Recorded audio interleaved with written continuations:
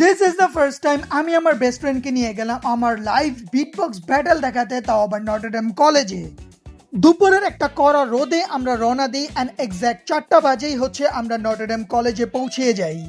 And যাওয়ার পর ফার্স্টেই হচ্ছে আমরা ক্যান্টিনে বসে কিছু হালকা পাতলা নাস্তা করে নিলাম, বিকজ অফ আমরা দুইজনের একজনও লাঞ্চ করে বের হইনি।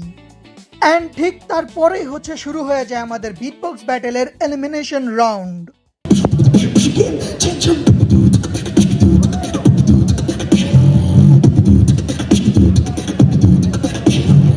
বাট আনফর্চুনেটলি আমি এই ব্যাটেলটাতে সেমিফাইনাল থেকেই বিদায় নিই।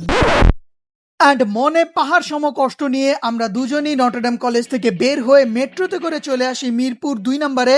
দেন বসে একটা রেস্টুরেন্টে রাত্রের ডিনারটা কমপ্লিট করি। অ্যান্ড এই রেস্টুরেন্টে অ্যাকচুয়ালি আমি এই প্রথমবার গেছি, এর আগে আমি কখনো এই রেস্টুরেন্টটাতে আসি নাই।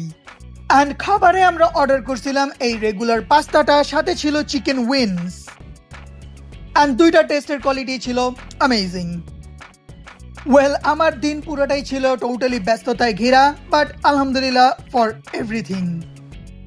Thank you so much guys for watching. Video ভালো লাগলে সাবস্ক্রাইব।